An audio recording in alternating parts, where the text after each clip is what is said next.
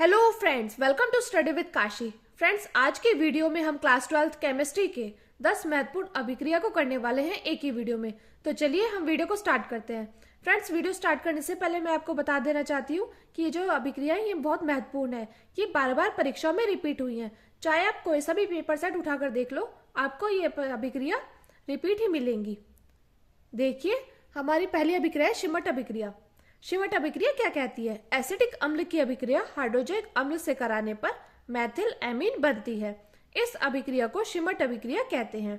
तो देखिए, एसिटिक अम्ल का सूत्र क्या होता है? CH3COOH।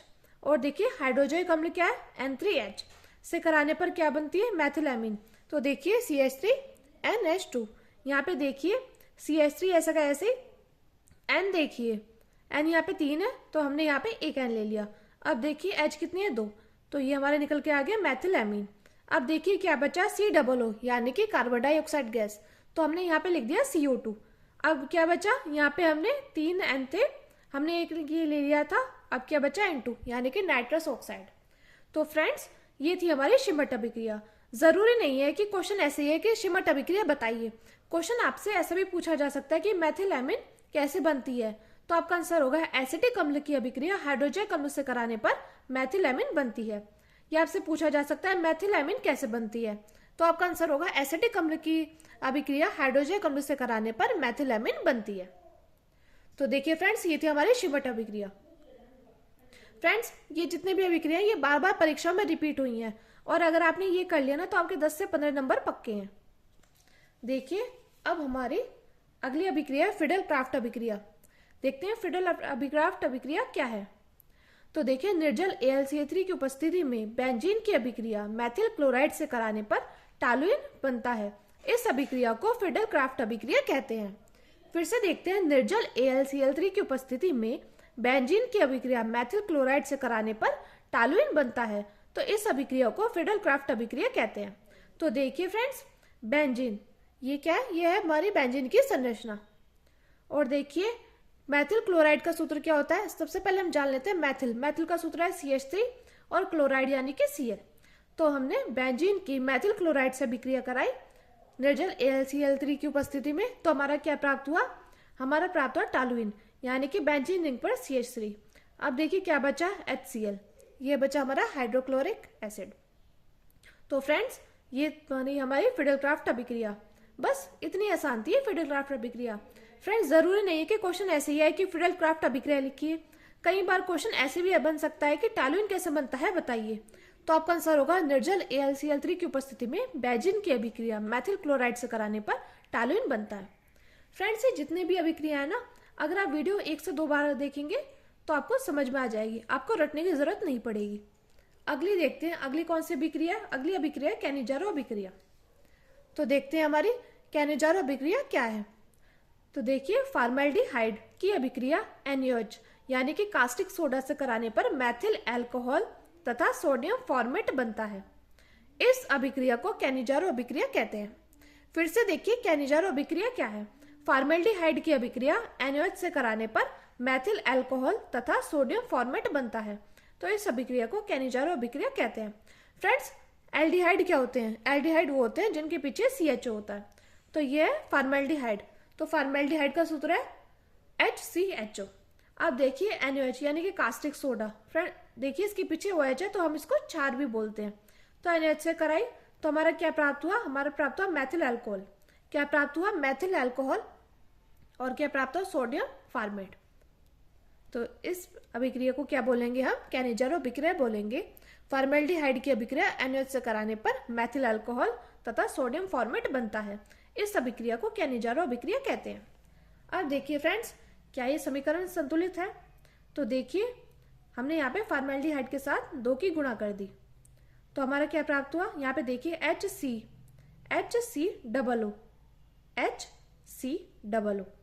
और Na, ये तो यहाँ पे प्राप्त हो गया सोडियम फॉर्मेट।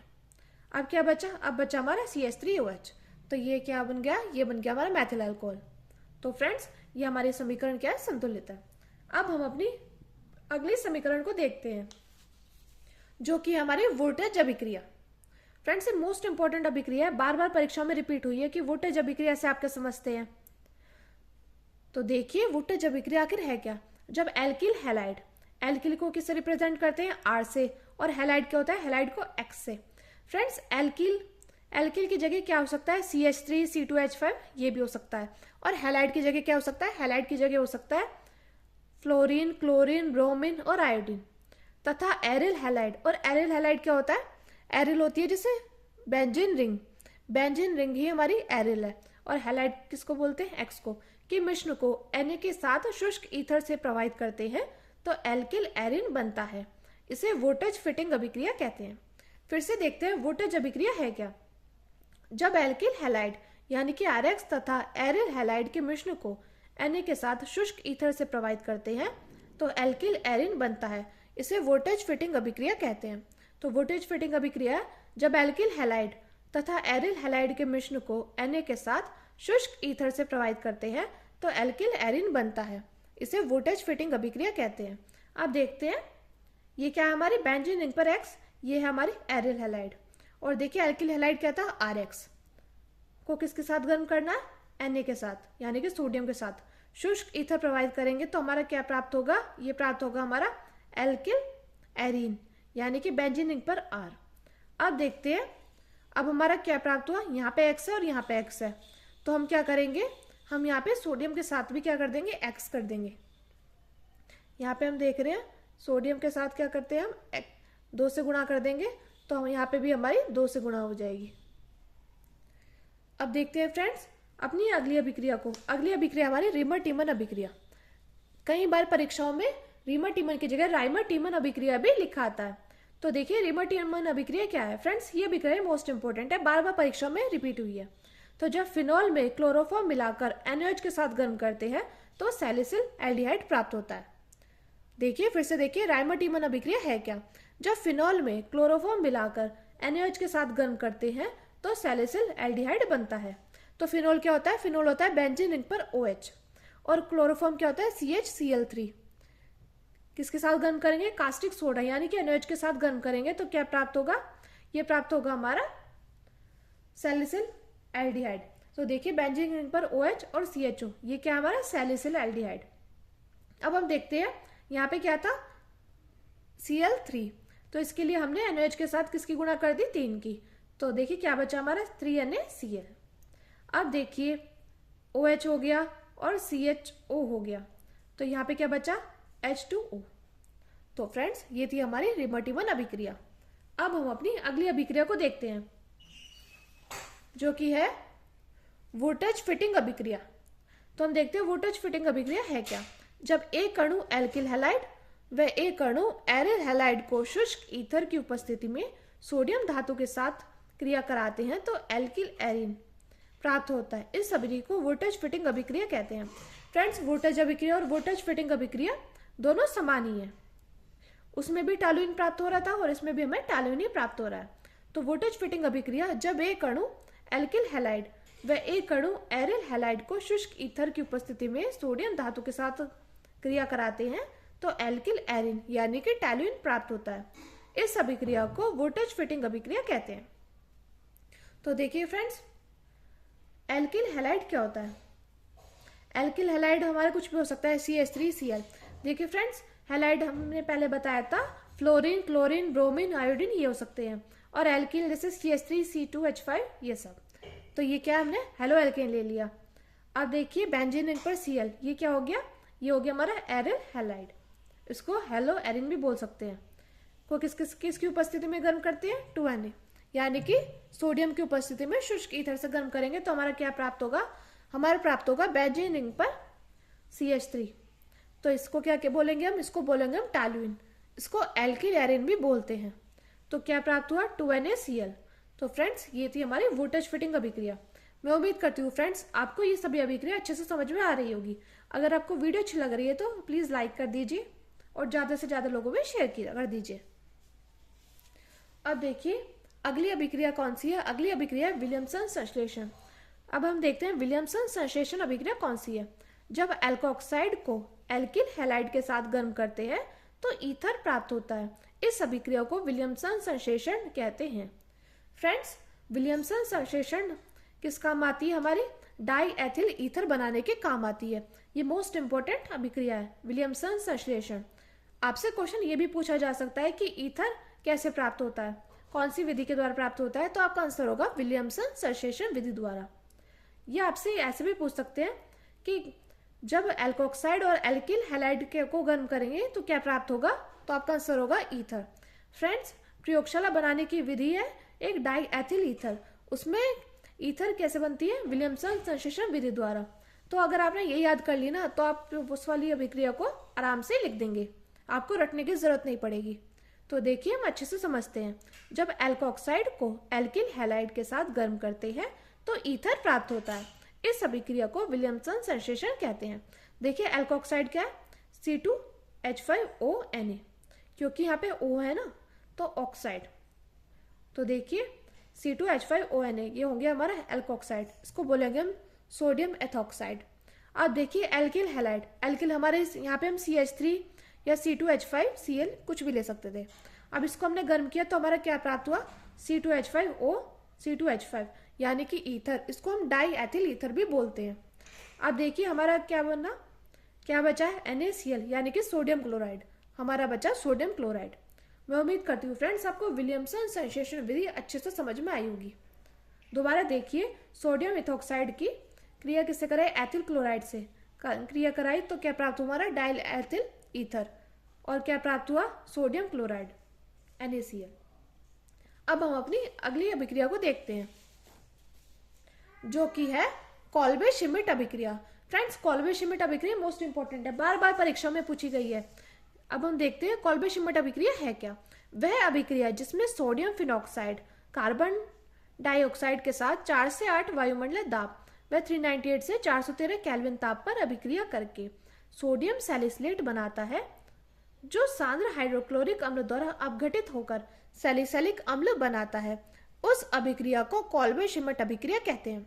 फिर से देखिए, कॉल्बे श्मिट अभिक्रिया वह अभिक्रिया जिसमें सोडियम फिनॉक्साइड यानी कि बेंजीन रिंग पर ONa कार्बन डाइऑक्साइड के साथ यानी कि CO2 के साथ 4 से 8 वायुमंडलीय दाब व 398 से 413 केल्विन ताप पर अभिक्रिया करके सोडियम सैलिसिलेट बनाता है। क्या बनाता है, सोडियम सैलिसिलेट बनाता है, जो सांद्र हाइड्रोक्लोरिक अम्ल द्वारा अपघटित होकर सैलिसिलिक अम्ल बनता है। उस अभिक्रिया को कॉल्बे श्मिट अभिक्रिया कहते हैं। क्या कहते हैं, उस अभिक्रिया को हम बोलेंगे कॉल्बे श्मिट अभिक्रिया। तो देखिए सोडियम फिनॉक्साइड, अब देखते हैं फ्रेंड्स हम इसकी रिएक्शन। तो देखिए अगर आपको वो ऊपर की लाइंस नहीं याद हो तो आपको अगर ये अभिक्रिया याद हो तो आप उसको आराम से लिख दोगे, बस आपको ये याद होनी चाहिए। तो देखिए सोडियम फिनॉक्साइड यानी कि बेंजीन रिंग पर ONa प्लस CO2 किसकी उपस्थिति में 4 से 8 वायुमंडलीय दाब और 398 से 413 केल्विन ताप पर अभिक्रिया करते हैं तो क्या प्राप्त होता है, सोडियम सैलिसिलेट यानी कि बेंजीन रिंग पर OH और CONa। अब देखिए किसकी अभिक्रिया कराएंगे, हाइड्रोक्लोरिक अम्ल की। तो किससे कराएंगे तो क्या प्राप्त होगा, हमारा प्राप्त होगा सैलिसिलिक अम्ल यानी कि बेंजीन रिंग पर OH और COOH। अब देखिए क्या बचता है हमारा NaCl। तो फ्रेंड्स ये थी हमारी कॉल्बे श्मिट अभिक्रिया। जब सोडियम फिनॉक्साइड की क्रिया कार्बन डाइऑक्साइड के साथ कराएंगे तो क्या होगा, देखिए 4 से 8 वायुमंडलीय दाब पर और 398 से 413 केल्विन ताप पर हमें क्या प्राप्त होगा, हमें प्राप्त होगा सोडियम सैलिसिलेट यानी कि बेंजीन रिंग पर OH CONa। फिर हमने हाइड्रोक्लोरिक अम्ल से क्रिया कराई तो ये अपघटित हो गया। उसके बाद क्या प्राप्त हुआ, सैलिसिलिक अम्ल यानी कि बेंजीन रिंग पर OH और COOH। आप देखिए क्या बचा, NaCl यानी कि सोडियम क्लोराइड। तो फ्रेंड्स ये थी हमारी कॉल्बे श्मिट अभिक्रिया। मैं उम्मीद करती हूँ आपको अच्छे से समझ में आ गई होगी। देखिए अगर आपने स्क्रीनशॉट नहीं लिया तो स्क्रीनशॉट ले लीजिए। फ्रेंड्स मोस्ट इंपोर्टेंट अभिक्रिया है कॉल्बे श्मिट अभिक्रिया, बार बार परीक्षा में रिपीट हुई है, चाहे आप 2024 की बात करो, बार बार ये परीक्षा में रिपीट हुई है। अब देखते हैं हम अगली अभिक्रिया हमारी कार्बल एमीन अभिक्रिया। ये फ्रेंड्स मोस्ट इंपोर्टेंट अभिक्रिया है। तो देखते हैं कार्बल एमीन अभिक्रिया है क्या। वह अभिक्रिया जिसमें एलिफेटिक या एरोमेटिक एमीन को अल्कोहलिक KH की उपस्थिति में क्लोरोफॉर्म की कुछ बूंदों के साथ गर्म करने पर आइसोसाइनाइड प्राप्त होता है, उसे कार्बल एमीन अभिक्रिया कहते हैं। क्या कहते हैं उसको कार्बल एमीन अभिक्रिया कहते हैं। तो कार्बल एमीन अभिक्रिया वह अभिक्रिया जिसमें एलिफेटिक या एरोमेटिक एमीन को अल्कोहलिक KOH की उपस्थिति में क्लोरोफॉर्म की कुछ बूंदों के साथ गर्म करने पर आइसोसाइनाइड प्राप्त होता है, उसे कार्बेलैमिन कहते हैं। फ्रेंड्स देखिए, आइसोसाइनाइड क्या किसको बोलते हैं? NC को, और साइनाइड किसको बोलते हैं? CN को। तो कार्बेलैमिन अभिक्रिया वह अभिक्रिया जिसमें एलिफैटिक या एरोमेटिक एमीन को अल्कोहलिक KOH की उपस्थिति में क्लोरोफॉर्म की कुछ बूंदों के साथ गर्म करने पर आइसोसाइनाइड प्राप्त होता है, उसको क्या बोलेंगे? उसको हम कार्बेलैमिन बोलेंगे। तो देखिए फ्रेंड्स, मैथिलैमिन यानी कि CH3NH2, हमने क्या कराई? मैथिलैमिन की क्रिया कराई, जिसमें लिखा था ना एलिफैटिक या एरोमेटिक एमीन को। अब देखिए क्लोरोफॉर्म की क्रिया कराई, फिर कराई KOH, तो हमारा क्या प्राप्त हुआ? CH3NC यानी कि मैथिल आइसोसाइनाइड। अब देखिए क्या बचा है? 3KCl और 3H2। तो फ्रेंड्स ये जो हमारी अभिक्रिया है ना, ये संतुलित है। देखिए मैथिलैमिन की क्रिया क्लोरोफॉर्म से कराई और अल्कोहल की उपस्थिति में क्लोरोफॉर्म की कुछ बूंदों के साथ गर्म करेंगे तो हमारा मैथिल आइसोसाइनाइड प्राप्त होगा। अब हम देखते हैं 3KCl, ये देखिए क्लोरीन 3 था और इसलिए हमने 3 से गुणा कर दी इसकी, तो 3KCl हो गया। अब क्या बचा? अब बचा H2O। तो फ्रेंड्स ये थी हमारी कार्बेलैमिन अभिक्रिया। अब देखते हैं हम अपनी लास्ट अभिक्रिया को, जो कि है हाफमैन ब्रोमेमाइड अभिक्रिया। फ्रेंड्स ये अभिक्रिया मोस्ट इंपोर्टेंट है, बार बार परीक्षाओं में रिपीट हुई है। देखिए हाफमैन ब्रोमेमाइड अभिक्रिया है क्या? जब एमाइड की अभिक्रिया ब्रोमीन तथा प्रबल क्षार के साथ कराई जाती है तो प्राथमिक एमीन बनता है। इस अभिक्रिया को हाफमैन ब्रोमेमाइड अभिक्रिया कहते हैं। फिर से देखते हैं हाफमैन ब्रोमेमाइड अभिक्रिया है क्या? जब एमाइड की अभिक्रिया ब्रोमीन तथा प्रबल क्षार के साथ कराई जाती है तो प्राथमिक एमीन बनता है। इस अभिक्रिया को हाफमैन ब्रोमाइड अभिक्रिया कहते हैं। तो देखिए क्या लिखा है? एमाइड, तो हम यहाँ करेंगे एसिटेमाइड। CH3CuNH2 की अभिक्रिया ब्रोमीन के साथ और KOH प्रबल क्षार, तो हम यहाँ पे NaOH या KOH कुछ भी ले सकते थे। तो हमारा क्या प्राप्त होगा? प्राथमिक एमीन यानी कि CH3NH2। क्या प्राप्त होगा? CH3NH2, ये हमारा प्राप्त हुआ मैथिलैमिन। अब देखिए क्या बचा? 2KBr plus K2CO3 plus 2H2। तो फ्रेंड्स ये जो हमारी अभिक्रिया है ये हमारी संतुलित है। आप इसको अच्छे से एक दो बार लिख के याद करेंगे ना, आपको आराम से याद हो जाएगी। आपको इसको रटने की जरूरत नहीं है, और आप इस वीडियो को 2 से 3 बार देखोगे, आपको ये सारी अभिक्रिया अच्छे से याद हो जाएंगी। फिर से देख लीजिए, हाफमैन ब्रोमाइड अभिक्रिया जब एमाइड की अभिक्रिया ब्रोमीन तथा प्रबल क्षार के साथ कराई जाती है तो प्राथमिक एमीन बनता है। इस अभिक्रिया को हाफमैन ब्रोमाइड अभिक्रिया कहते हैं। तो देखिए CH3CuNH2 plus Br2 plus 4KOH, तो हमारा क्या बना? CH3NH2 plus 2KBr plus K2CO3 plus 2H2। तो फ्रेंड्स ये थी हमारी हाफमैन ब्रोमाइड अभिक्रिया। मैं उम्मीद करती हूँ फ्रेंड्स आपको ये सभी अभिक्रिया अच्छे से समझ में आई होगी। और फ्रेंड्स अगर आपको ये वीडियो हेल्पफुल लगी हो तो प्लीज़ हमारे चैनल को सब्सक्राइब कीजिए और वीडियो को लाइक शेयर कमेंट जरूर कीजिए। Thank you, thanks for watching.